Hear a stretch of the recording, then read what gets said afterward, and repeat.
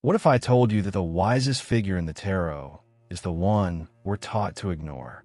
That the key to your spiritual awakening, your transformation, even your healing, might be hidden in the most ridiculous, misunderstood, and chaotic character of all? The Fool. Not the Emperor, not the priest, not the magician. The Fool. And Carl Jung knew it. He saw what most people don't. That behind the jester's grin is a mirror to your soul and a map to your evolution. In a world obsessed with control, reason, and perfection, the Fool walks barefoot into the unknown and wins. He doesn't offer a plan. He offers a leap into instinct, into paradox, into wholeness. This isn't just a tarot card. It's a cosmic initiation. If you've ever felt like your life was falling apart, like you were standing on the edge of something wild, irrational, and sacred, you were already walking his path. You just didn't know it had a name. This video is not about fortune-telling. It's about unveiling a forgotten archetype that lives inside your psyche, your dreams, and your breakdowns. We're going deep into mythology, psychology, mysticism, rebellion, and the sacred geometry of your own becoming. By the end, you won't just understand the Fool. You'll be him, ready to laugh in the face of fear, to find freedom in the absurd, to wake up. Chapter 1. The Archetype of the Fool in Tarot and Mythology. There's something deeply unsettling, yet oddly liberating about the Fool. He doesn't care for logic, ignores maps, and walks straight into the unknown with nothing but a feather in his cap and a smile on his face. In the tarot, the Fool is both the beginning and the end, the number 0, a circle without start or finish. This placement is no accident. It captures his true nature as a bridge between worlds, a sacred clown dancing on the edge of chaos and enlightenment. Mythology has always reserved a special place for such figures, those who wear bells on their hats, but whisper divine truths between their jests. He is the paradox incarnate, naive yet all-knowing, fragile yet invincible. His madness isn't confusion, it's cosmic clarity wrapped in a mask of absurdity. The Fool doesn't belong to time. He exists outside of chronology, just like the Ouroboros swallowing its own tail. As card 22, he represents the culmination of the spiritual journey. But as card 0, he is the raw potential that sets it all in motion. That's why the Fool often shows up at moments of great personal change, spiritual awakenings, emotional implosions, radical decisions. He's the gust of wind that topples the ego's house of cards. The Fool isn't lost, he's unbound. And in this unbinding, he becomes a mirror for those stuck in roles, identities, and expectations that no longer serve. Where the ego clings, the Fool releases. Where others calculate, he leaps. In Shakespeare, we find the Fool's archetypes scattered across sacred jesters who, while mocked, often see deeper than kings. Think of Lear's Fool, who pierces through the monarch's delusions with brutal honesty masked in rhyme. Or Puck, the merry trickster whose mischief in A Midsummer Night's Dream unveils deeper truths about love and illusion. Even Bottom, with his donkey's head and dreams of grandeur, becomes an accidental vessel of poetic insight. These characters aren't just comic relief. They are oracles in disguise. They exist on the margins of logic, because truth itself is paradoxical. As Jung would say, the psyche needs its shadows, and the Fool holds a lantern to them. In the myths of old, we meet the sacred wanderer in many costumes, the mad prophet, the dancing god, the barefoot savior. He carries no sword, only a flute, or perhaps a question. In many ways, the Fool is the spirit of the question itself, open, irreverent, infinite. He reminds us that spiritual evolution isn't a straight line, but a spiral. You don't graduate from the Fool. You return to him wiser, rounder, more whole. Just like the symbol of 0, he doesn't point forward or backward. He encircles everything. And that's what makes him the most powerful archetype of all. He's the only one who can speak truth without fear, because he has nothing to lose. Anyone who's ever started over, a new city, a breakup, a breakdown, has met the Fool. He's the one who whispers, "Jump," when everyone else says, "Stay safe." And if you listen, really listen, you'll hear more than madness in his voice. You'll hear the echoes of transformation itself, wild, sacred, and alive. His archetype lives on not only in old cards or dusty myths, but in the split-second decisions that redefine our lives. And perhaps, just perhaps, understanding him is the first step to seeing the symbols he leaves behind, like the dog at his heels or the feather above his brow. Chapter 2. Symbolism and Attributes of the Fool. At first glance, the Fool looks lighthearted, playful, maybe even ridiculous. But every detail on his body tells a story. The dog isn't just a cute companion. It's instinct personified, the unconscious nipping at our heels to remind us of what we ignore. The feather? It's not fashion. It's air, thought, and celestial whisper. Bells. They're alarms for the soul. This character, decked in absurdity, becomes a walking oracle. He doesn't follow reason. He follows rhythm. And if you've ever danced in your kitchen to shake off a heavy day, you already know what he's trying to teach. The Fool's cap isn't just a jester's hat. It's a crown of paradox. It mocks power while channeling it. His scepter might resemble a child's toy, but it's really a symbol of imagination and raw creative force. Some older decks even give him a phallic pouch or staff, symbolizing generative energy, chaos harnessed in flesh. His costume shifts across traditions. In the Marseille Tarot, he appears ragged, almost wild, like a prophet who wandered out of a dream. In the Waite deck, he's more refined, standing on the edge of a cliff with a white rose in hand, eyes lifted to the sky. And then there's the music. The Fool moves like someone who hears a melody no one else can. His steps don't make sense to the logical mind because they aren't for logic, they're for improvisation. That's why he's tied to the carnival, the flute, the laugh that rings out at a funeral. He makes us remember the sacred art of not knowing. It's in these movements, awkward, absurd, free, that he becomes both ageless and timeless. He's the child who asks why the emperor has no clothes, and the old sage who's seen the cycle turn 1,000 times. In many depictions, the Fool looks both too young and too old, as if he were time-traveling through his own face. This duality is no mistake. It reflects the mythological trickster who defies categories and always lives between. Peter Pan never grows up. King Lear's Fool is ancient before his time. They aren't stuck in age, they transcend it. When you look at the Fool long enough, you start to see yourself.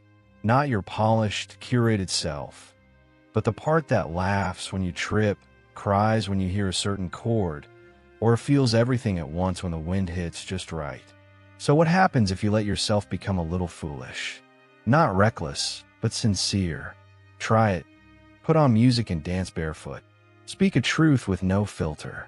Wear something you love, even if it's ridiculous. These aren't just whims. They're rituals. They're how you wake up the symbolic language of your soul. And in doing so, you start to understand that the Fool's laughter isn't shallow. It's sacred. It's a portal. And it's pointing towards something deeper still. Chapter 3. Psychological and Jungian Interpretation. In the lens of Jungian psychology, the Fool isn't just a card. It's a mirror into the soul's deepest process. He's the face of the self before it gets shaped by ego, culture, or control. The zero of the Fool isn't emptiness. It's infinite potential, the moment before birth, the chaos before creation. Carl Jung would call this the beginning of individuation. That long, strange journey toward wholeness where the unconscious begins to speak and the masks begin to fall. And who better to guide that journey than a figure who lives in paradox, who holds both wisdom and madness in the same breath? The Fool invites us to step outside of the rational structures that bind our psyche and leap into the mystery of the unknown. He is not the ego's ally, nor its enemy. He's the archetype that renders the ego transparent.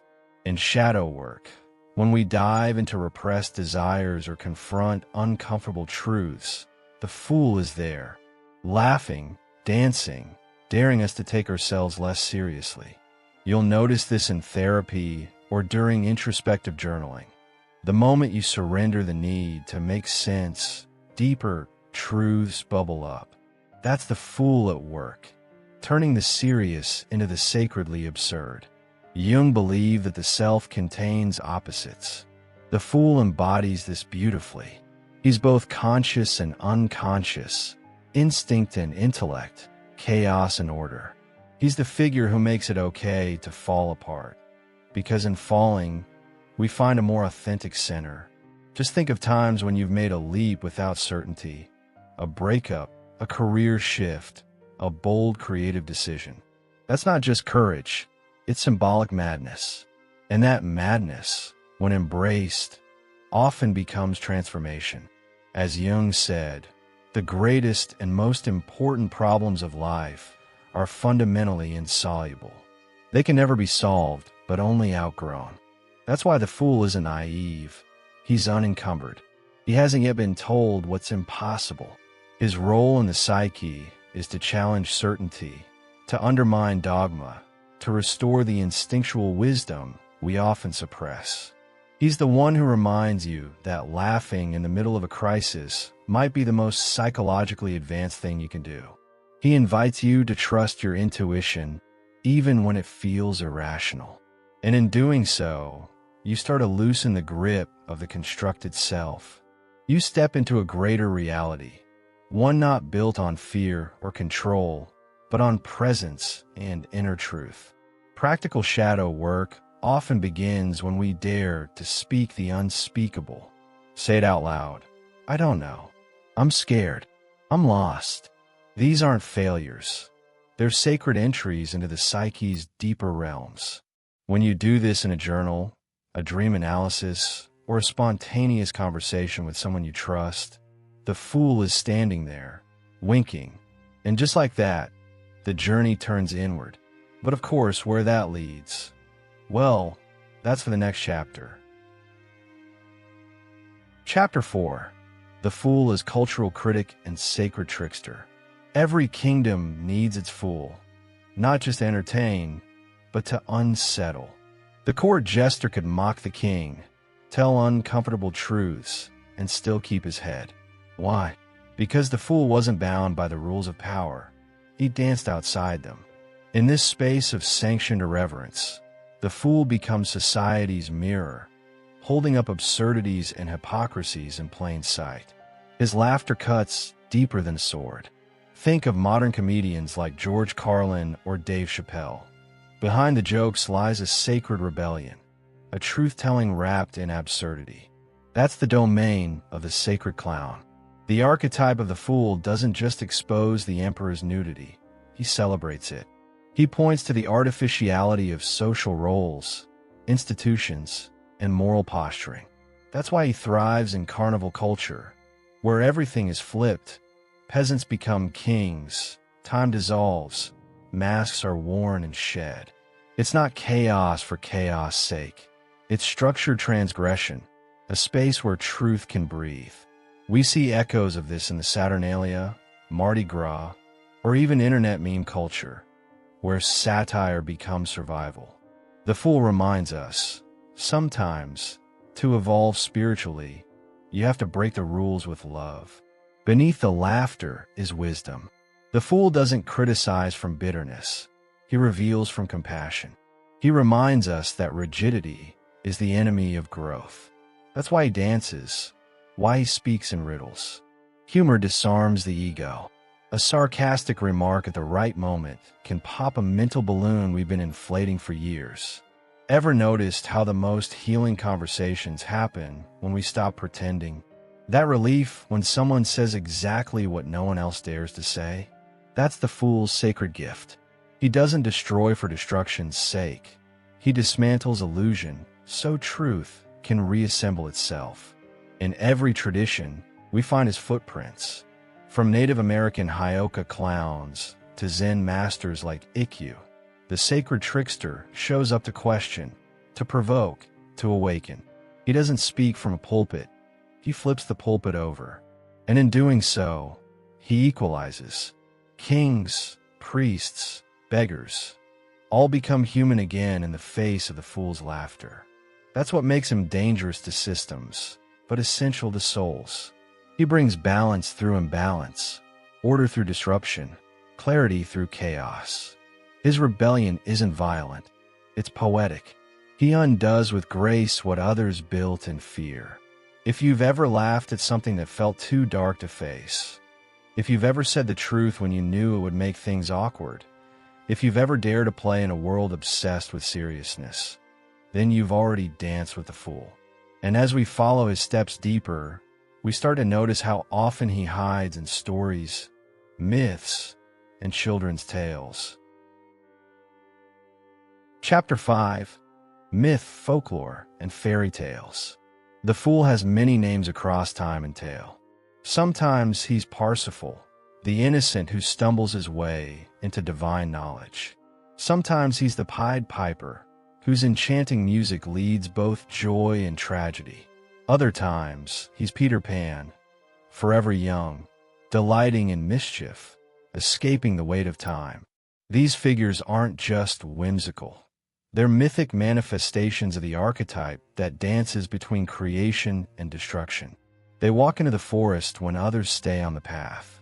And in doing so, they uncover something sacred that only those who risk madness ever find: transformation. Fairy tales often hide the deepest truths in the simplest forms. The fool appears as the youngest son, the one no one believes in, the one who isn't wise, strong, or clever enough, until he is. He listens to animals, speaks to rivers, follows dreams. He succeeds where the proud fail because he acts from instinct, not strategy.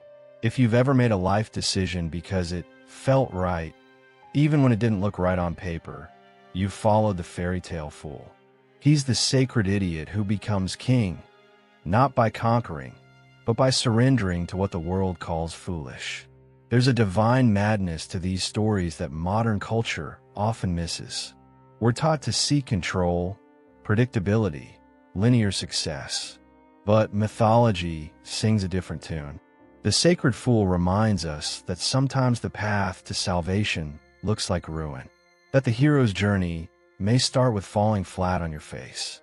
Think of Neo in the Matrix, of Alice tumbling down the rabbit hole, of Bilbo leaving his cozy hobbit hole barefoot. The real initiation begins not when you know what you're doing, but when you say yes to what you don't understand. And let's not forget how close the fool often dances with death. He walks off cliffs, enters haunted woods, flirts with danger like it's a game. But that's the point. Death isn't his enemy. It's his dance partner. Myths often place the fool as a threshold figure, leading the soul between worlds. He's Sharon and Hermes and Loki, all wrapped in one. He reminds us that destruction is just transformation in disguise. In burning the old self, he makes space for something wilder, freer, more divine to emerge. This is not just narrative, it's alchemical. So next time you read a fairy tale or watch a movie that starts with a misfit, an outcast, a laughing dreamer, pay attention. That's the fool, slipping in through the side door of your psyche. He's not done speaking yet, because in the great mythic landscape of the soul, where archetypes guide our evolution, there's still a secret he's carrying, a mystery whispered by the stars themselves. Chapter 6: Spiritual and Alchemical Dimensions. In the ancient language of alchemy, the fool is the prima materia, the raw, formless chaos from which transformation begins. He is not yet gold, but the Mercury that dances in paradox. That's why he's associated with the Ein Sof in Kabbalistic mysticism, the limitless light before creation, the sacred nothingness from which everything unfolds. The Fool is the zero, the egg, the seed. He doesn't symbolize ignorance, but the fertile void where all potential sleeps. This isn't the absence of meaning. It's the sacred pause before form. And it's within that pause that divine insight stirs. The circle around the Fool is no coincidence. Whether it's the Ouroboros eating its tail, the wheel of Dharma, or the halo around saints, the circle always points to spiritual wholeness. The Fool walks this shape instinctively, not knowing its sacred geometry. Eden isn't behind him, it's within him. He carries the sacred space wherever he steps, like a living mandala in motion. Even his cliff is symbolic, a drop into the abyss that reveals the soul's flight. For the spiritually attuned, this isn't risk, it's revelation. The edge isn't danger, it's the beginning of divinity. Mystical traditions often speak of divine madness, not as illness, but as a rupture that lets light in. The Fool dances on this line, like Sufi dervishes who spin until they dissolve, or Zen monks who answer questions with laughter. The Fool brings insight through inversion. He teaches that spiritual evolution doesn't come by force, but by surrender to what appears irrational. When someone lets go of control during meditation, laughs mid-prayer, or sees a vision in a dream they didn't ask for, the Fool is present. He doesn't give answers, he awakens perception. This is why many spiritual awakenings begin with a breakdown. Jobs are lost, relationships fall apart, identities crumble, and then, from the ashes, something luminous rises. That's Fool energy.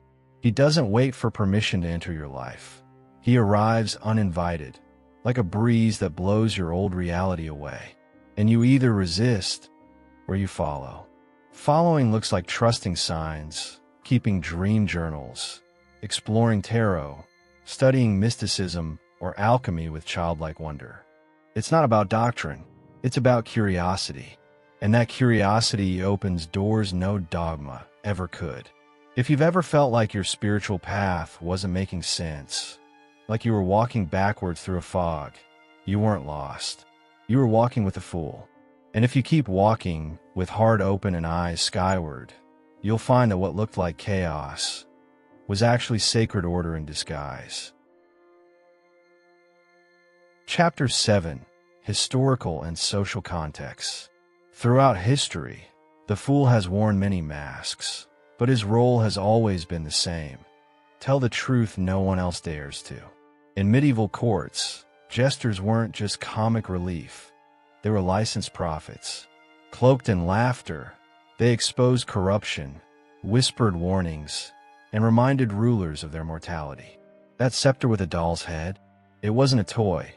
It was a mirror. The Fool didn't answer to the court. He answered to the cosmos. He played the sacred clown who could reveal divine truths under the guise of madness. That was his power, to be untouchable, because he played by no one's rules but the soul's. Religions, too, found a strange place for the Fool. In Christian Europe, traditions like the Feast of Fools and the Lord of Misrule flipped the social script. Bishops were mocked, peasants wore crowns, and chaos became liturgy. This wasn't heresy, it was catharsis. It was the spirit of the carnival, where inversion temporarily restored spiritual balance. You'll see echoes of this in Hindu Holi, Brazilian Carnival, or the sacred gestures of indigenous rituals. These weren't distractions, they were mystical recalibrations. The Fool was never excluded from the sacred. He was the sacred turned inside out. In modern times, the Fool has found new stages, often in places we don't expect. Think of psychedelic countercultures, street performers, rebellious artists, or satirical filmmakers. These are today's truth speakers in disguise. They poke holes in the illusion of order. They laugh in the face of the system, not to escape responsibility, but to awaken new possibility. From Ken Kesey to Chaplin, from Banksy to Monty Python, the fool lives on. His madness is needed because it reveals where our seriousness has become blindness. And in that exposure, change becomes possible. Even in psychiatry and institutional spaces, the figure of the fool haunts the edges. The ones labeled crazy often carry insights society can't yet process. Sometimes it's the schizophrenic who hears the world's grief, the bipolar poet who captures ecstasy in a sentence, or the outcast who just refuses to play the game. These people become scapegoats or sages, depending on who's listening. The fool reminds us that sanity isn't always health, and madness isn't always illness. Sometimes it's a language not yet understood, a form of truth we've forgotten how to read. So the next time you walk past someone talking to the sky, or laughing alone on a bench, pause. The fool might be speaking through them. His message is always echoed through margins, through inversion, through masks. And if we keep listening, especially when things don't make sense, we might just start to hear what comes next. Chapter 8: Modern Psychological Crisis and the Fool's Role. In today's world, the fool feels more relevant than ever. Except now, we don't always recognize him. He shows up in the breakdowns, burnouts, and existential spirals that so many people quietly carry. When the soul can't breathe under the weight of productivity, conformity, or endless self-optimization, the fool reemerges, not as a breakdown, but as a breakthrough in disguise. He whispers, "Stop pretending," in a world obsessed with pretending. He is the holy interruption to a culture that's forgotten how to feel. And sometimes his arrival looks like chaos, but it's really a sacred intervention. Modern psychology often pathologizes what older traditions would have called sacred madness. Anxiety, depression, dissociation, these aren't just symptoms. They're sometimes signals that the psyche is trying to reset. The fool steps in when your inner architecture collapses. And yes, it's terrifying. But in that collapse, new archetypal patterns begin to stir. You start dreaming strange dreams. You feel drawn to nature, silence, color, music, myth. These aren't distractions. They're messages. They're the fool's tools, inviting you to rebuild not with logic, but with soul. And suddenly, therapy becomes mythic. Drug culture has, in many ways, become one of the fool's modern expressions. Psychedelics, while controversial, have reopened spiritual questions that science tried to bury. People report seeing symbols, reliving traumas, contacting something beyond. Is that madness? Or mysticism? The fool dances between the two. He doesn't care what your label is. He cares if you're awake. That's why many who undergo ego death through psychedelics describe it as both terrifying and beautiful. The fool is the one guiding that trip, not as a doctor, but as a cosmic jester showing you the truth behind the curtain. More than ever, we need rituals to reintegrate what the fool exposes. Breathwork, expressive art, journaling, mythology, body movement. These aren't hobbies, they're survival tools. They give shape to what words can't. They allow madness to become meaning, confusion to become creativity. When someone laughs while crying, when they dance after a panic attack, when they paint without knowing why, that's the fool helping the soul speak. He doesn't want you fixed, he wants you whole. And wholeness requires welcoming the part of you that doesn't make sense to the rational mind. So if you've ever felt on the edge of sanity, of society, of yourself, don't panic. That edge is sacred. The fool lives there. He's the only guide who knows how to turn psychological crisis into spiritual initiation. But of course, he never gives you the map. Only a mirror and a laugh and a feather pointing forward.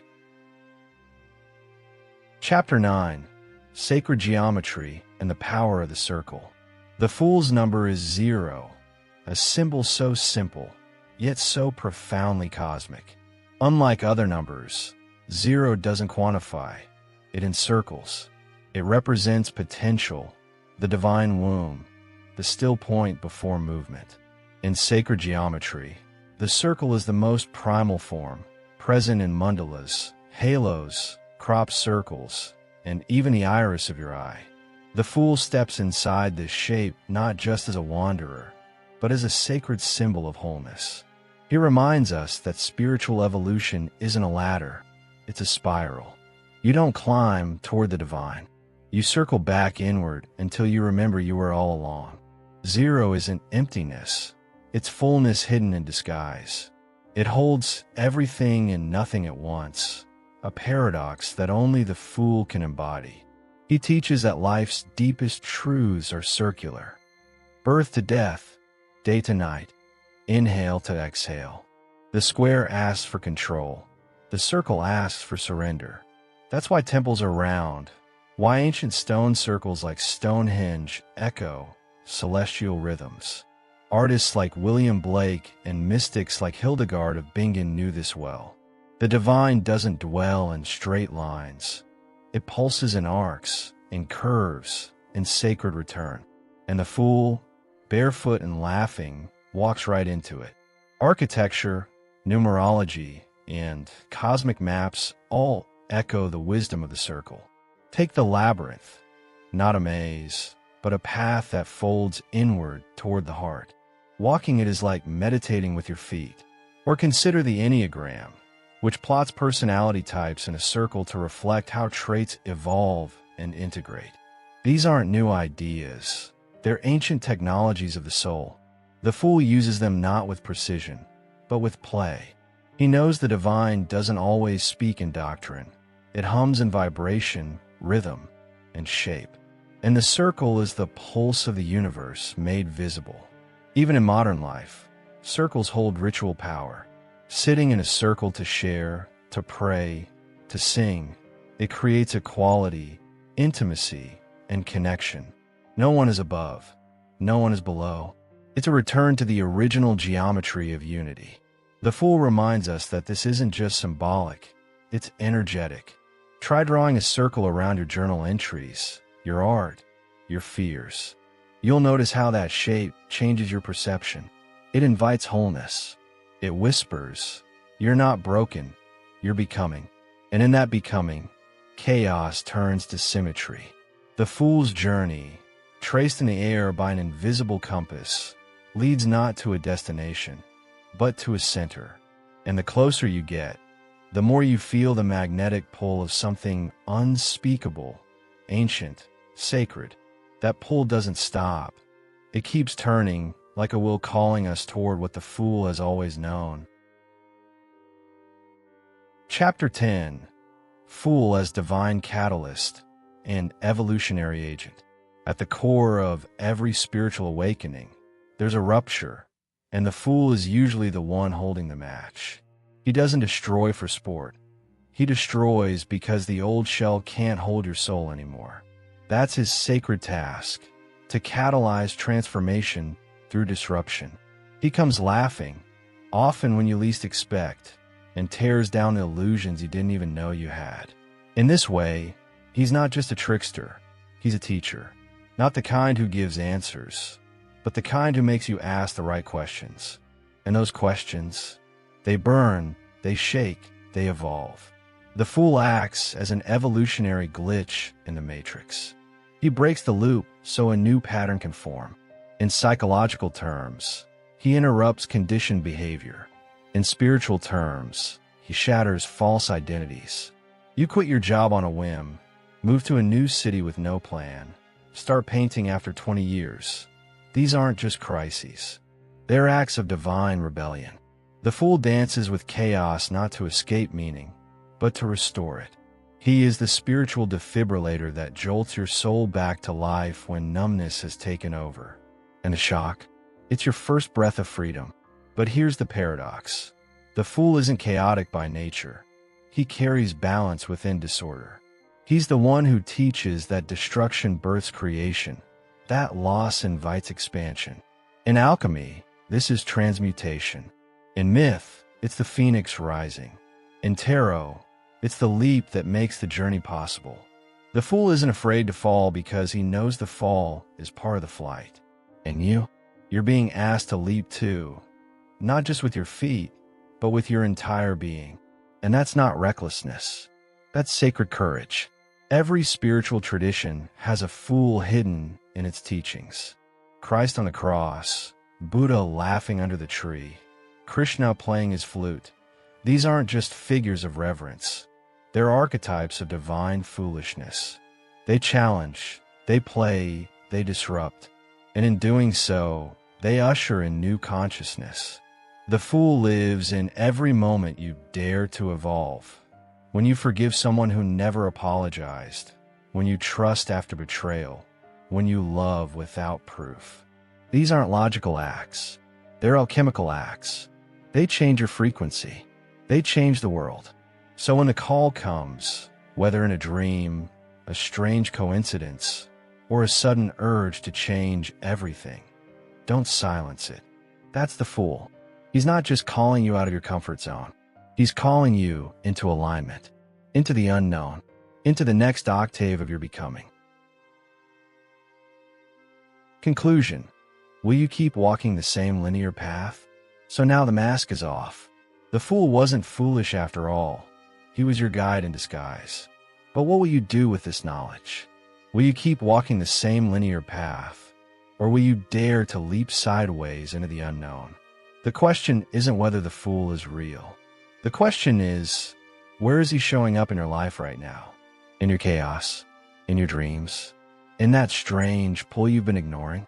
Maybe it's time you stopped resisting what doesn't make sense and started listening to it.